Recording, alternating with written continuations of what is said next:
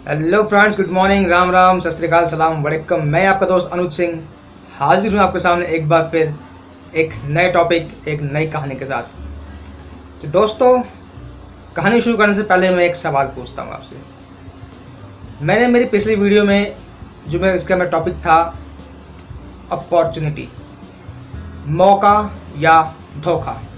तो उस वीडियो पे काफ़ी दोस्तों ने मुझसे सवाल किया है, क्वेश्चन किया है कि जब भी हम कोई अपॉर्चुनिटी लेके अपने फ्रेंड्स के पास, रिलेटिव्स के पास, दोस्तों के पास, कलीग्स के पास जाते हैं तो एक सवाल आता है। वो सवाल क्या है दोस्तों? वो सवाल ये है कि वो कहते हैं कि भाई पहले तू कर ले, फिर हम करेंगे। भाई पहले तू कामयाब हो जा, फिर हम देखेंगे। पहले तू सफल हो जा, फिर हम कर लेंगे। दोस्तों, ऐसे ही न जाने कितने ही सवाल आते हैं जो आप सब ने मुझसे पूछे हैं। तो आज उसी सवाल का जवाब मैं इस वीडियो के माध्यम से आपको देना चाहूँगा, उसमें भी एक कहानी के माध्यम देना चाहूँगा। तो दोस्तों, आर यू रेडी? तो चलते हैं हम सब अपनी एक कहानी की ओर। Get set go.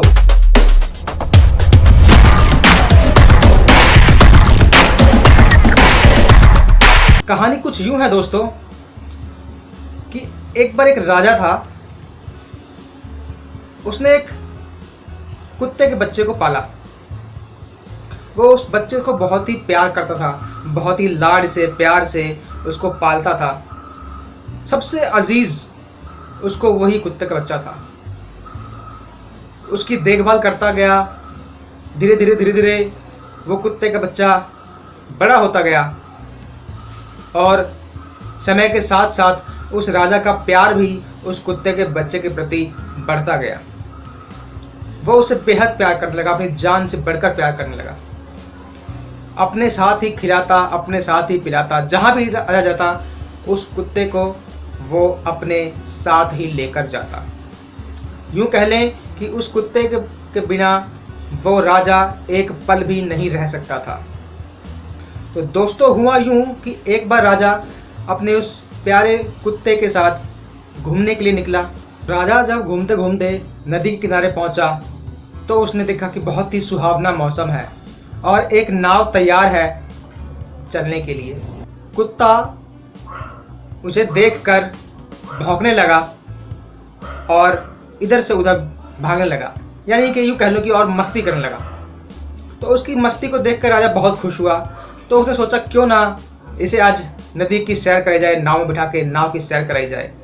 तो नाव में बैठ के जब राजा अपने कुत्ते के साथ अपनी सैर का आनंद ले रहा था तो कुत्ता इधर से उधर उछलने लगा, कभी इधर भागता, कभी उधर भागता। उससे सभी यात्री जो नाव में बैठे थे परेशान हो गए और साथ ही साथ नाव भी डगमगाने लगी थी। उसका बैलेंस बिगड़ने लगा था, वो हिलने लगी थी। राजा आराम से बैठा हुआ अपने कुत्ते का भागना, दौड़ना, टहलना, चहलकदमी देख रहा था और खुश हो रहा था। कुत्ते के इस चहलकदमी से जहां नाव का संतुलन बिगड़ रहा था और सारे यात्री चिंतित थे कि कहीं ये नाव पलट ना जाए, वहीं राजा उस कुत्ते की हरकतों को देखकर बहुत ही खुश हो रहा था और आनंद ले रहा था। सभी यात्री डरे हुए थे पर किसी की भी इतनी हिम्मत ना हुई कि राजा से जाके उस कुत्ते को आराम से बैठाने के लिए कह सके। तभी उनमें एक व्यक्ति था जो एक फिलोसोफर था, एक दार्शनिक था। उसने हिम्मत करके राजा से कहा कि महाराज, इस कुत्ते को आप अगर आराम से बैठने के कहेंगे तो सभी यात्री बिना किसी डर के निसंकोच, निडर होकर यात्रा कर सकेंगे। और यदि यह कुत्ता यूं ही भागता रहा नाव में, यहाँ से वहाँ दौड़ता रहा, तो हो सकता है कि ये नाव असंतुलित होकर पानी में पलट जाए। तो राजा ने कहा कि ये मेरे कहने से तो मानेगा नहीं, अगर आप कोशिश कर सको तो कर लिए। तो उस व्यक्ति ने, उस फिलोसोफर ने उसको शांत करने की कोशिश की, बैठाने की कोशिश की, पर वह माना नहीं। वो भागता रहा इधर से उधर। फिर अचानक ही उस व्यक्ति के दिमाग में एक उपाय आया, एक आइडिया आया। उसने उस कुत्ते को पकड़ा और उठाकर पानी में फेंक दिया और नाव वालों को बोला कि नाव चलाओ। नाव चलती रही, वो कुत्ता तैर कर आता रहा। काफ़ी दूर तक चलने के बाद वो कुत्ता उस नाव तक पहुंचा और नाव को पकड़ लिया। जब उस व्यक्ति ने देखा कि कुत्ते ने नाव को पकड़ लिया है तो उसने उस कुत्ते को पकड़ के ऊपर नाव में चढ़ा लिया और नाव में आने के बाद से ही वो कुत्ता जो इधर से उधर भाग के अपनी हरकतें कर दिखा रहा था, आनंद ले रहा था, वो एक कोने में जाकर बैठ गया। यह देखकर सभी व्यक्ति आश्चर्यचकित थे और खुश भी थे। परंतु उस राजा ने पूछा उस व्यक्ति से, ये अब आराम से एक कोने में क्यों बैठा हुआ है, इसका क्या कारण है? तो उस व्यक्ति ने, उस फिलोसोफर ने, उस दार्शनिक व्यक्ति ने यह कहा राजा से कि हे राजन, जब तक कोई भी विपत्ति या परेशानी खुद के ऊपर नहीं आती है तब तक हम उसकी गहराई का अंदाज़ा भी नहीं लगा सकते। जब वो कुत्ता पानी में फेंका गया और उसे ज़मीन नहीं मिली और उसे बहुत देर तक पानी के अंदर तैर के आना पड़ा, तब वो उस परिस्थिति से वाकिफ हुआ। इसीलिए ये चुपचाप यहाँ आराम से एक कोने में बैठ गया है।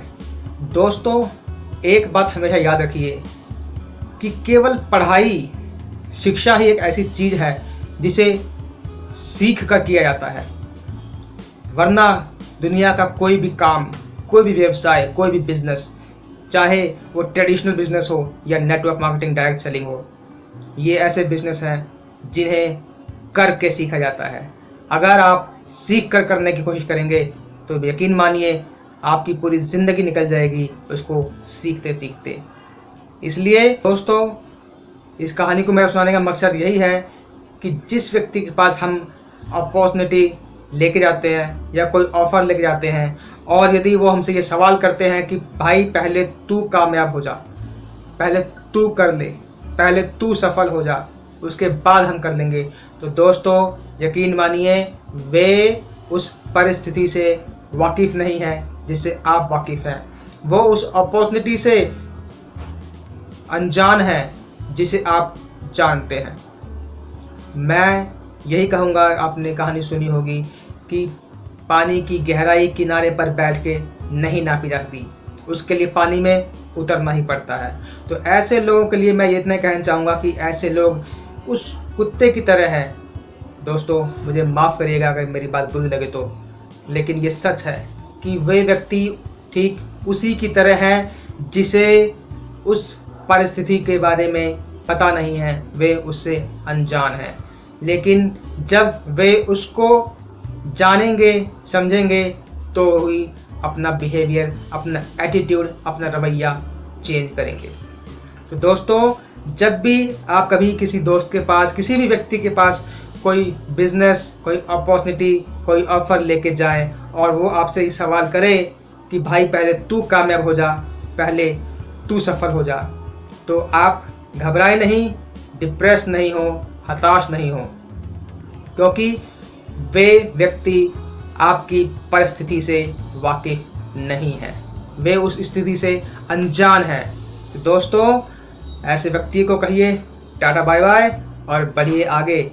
जैसे मैंने अपनी पिछली वीडियो SW5 के बारे में बताया था, उसको ध्यान रखिए और आगे बढ़ते जाइए अपने सपनों को पूरा करने के लिए, अपने लक्ष्य को हासिल करने के लिए। दोस्तों, मेरी ये कहानी आपको कैसी लगी ये मुझे आप अपने कमेंट के द्वारा बता सकते हैं।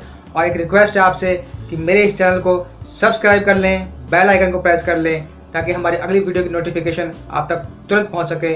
और वीडियो लाइक करें और शेयर करें ताकि हमारा मनोबल बढ़ता रहे। और थैंक यू वेरी मच दोस्तों इस कहानी को सुनने के लिए।